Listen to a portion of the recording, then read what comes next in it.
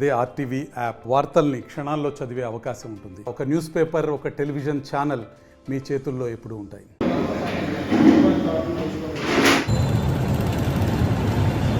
అయినా ఈ 5 సంవత్సరాలు నేను ఎమ్మెల్యేగా ఉన్నప్పుడు ఏ ఒక్క చిన్న సంఘటన జరిగిందా? మేము కొట్టాలనుకుంటే, లేదంటే కొట్టియాలనుకుంటే, పోలీసుకి వేరే రకంగా ఉపయోగించుకోవాలనుకుంటే తెలుగుదేశం పార్టీ నాయకులు గత 5 సంవత్సరాలలో ఉండేటోళ్ళ వాళ్ళు? మరీ ఇంత రాజకీయం నీచంగా చేయకూడదు. అది ఎవరు మాట్లాడినారో తెలియదు, కానీ అట్లాంటి నీచ రాజకీయాలు చేయాల్సిన మాకు అవసరం లేదు. ఒకవేళ వాళ్ళు అట్లా చేస్తే మాత్రం ఖచ్చితంగా మేము కూడా అదే రీతిలో స్పందిస్తాం. ఇక్కడ చూడండి, ఇది వైసీపీ కార్పొరేటర్ వాళ్ళ అబ్బాయి నవీన్, మా కార్పొరేటర్ అమ్మ.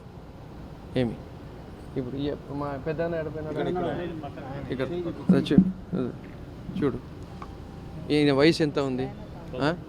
ఈయన వయసు ఎంత ఉంది? జగన్మోహన్ గారి ప్రభుత్వం పైన ఇన్ని సంక్షేమ పథకాలు అందించడం ఇంత మంచిగా ఉంది. అలాంటి జిమ్మి కూలి పనులు చేసుకొని బతుకుతున్నాడు.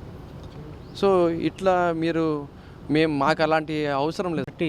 క్యాడర్కు కొంత డిమోరలైజింగ్గా ఉంటుందని చెప్పేసి, ఎందుకంటే ఎటువంటి క్రిమినల్ రికార్డు కానీ ఎటువంటి మనకు చరిత్ర లేని మా కార్పొరేటర్ అబ్బాయిని మరి ఈ విధంగా, అలాగే కొంతమంది అక్కడ ఉన్న వర్కర్స్ని, పబ్లిక్ని ఇచ్చేయడం కరెక్ట్ కాదని చెప్పి కౌన్సిలింగ్ పేరుతో సూపరింటెండెంట్ ఆఫ్ పోలీస్ మన ఎస్పీ గారి దృష్టికి తీసుకెళ్లడం జరిగింది.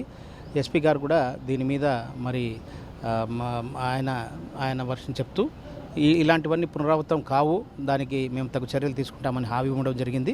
కాబట్టి మా కార్యకర్తలందరికీ మేము మీడియా ద్వారా అష్యూరెన్స్ ఇచ్చేది ఏమంటే, ఇటువంటివి పునరావృతం కావు, మీరందరూ కూడా చక్కగా పనిచేసి మరి 3వసారి వైఎస్ఆర్సీపీ విజయానికి మీరందరూ మనకు తోడ్పడాలని చెప్పి తెలియజేసుకుంటూ, అలాగే ఈరోజు రాష్ట్ర ప్రభుత్వం చేపట్టిన మనకు ఎన్నో అభివృద్ధి సంక్షేమ పథకాలతో మనకు వైఎస్ఆర్సీపీ పార్టీ మనకు 175/175 అచీవ్ చేయడానికి సిద్ధంగా ఉంది.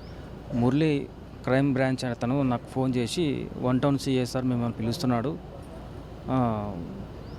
ఏదో ఎలక్షన్ డ్యూటీ గురించి దాని గురించి సబ్జెక్ట్ మీతో మాట్లాడతారంట, అందరూ వస్తున్నారు కార్పొరేటర్లు, మీరు కూడా రమ్మని చెప్పేసి పిలిచినారు, అందుకే వచ్చినానని పిలుస్తున్నారు సార్ అంటే, సార్ అని చెప్పేసి 3:30కి నేను ఆ నుంచి బయలుదేరినాను. 4:10కి స్టేషన్లో ఉన్నాను. 5:30 అవుతుంది, అయినా సిఎస్ఆర్ లేరు స్టేషన్లో. నేను అడిగాను సార్కి, సార్ సిఎస్ఆర్ ఇంకా రాలేదు కదా, ఏమైంది సార్ అంటే, లేదు డిఎస్పీ ఆఫీస్ దగ్గర ఉన్నారు, అక్కడికి వెళ్దామని చెప్పేసి సిఎస్ఆర్ వెహికల్స్లో నన్ను పిలుచుకొని పోయినారు, నన్ను ఇంకా వేరే వాళ్ళను. డిఎస్పీ ఆఫీస్కి అని చెప్పేసి నన్ను డిటీసీకి మళ్ళీ ఆడ తీసుకొని వెళ్ళి అక్కడ నా పైన దాడి చేయడం జరిగింది. ఏం చేశారు?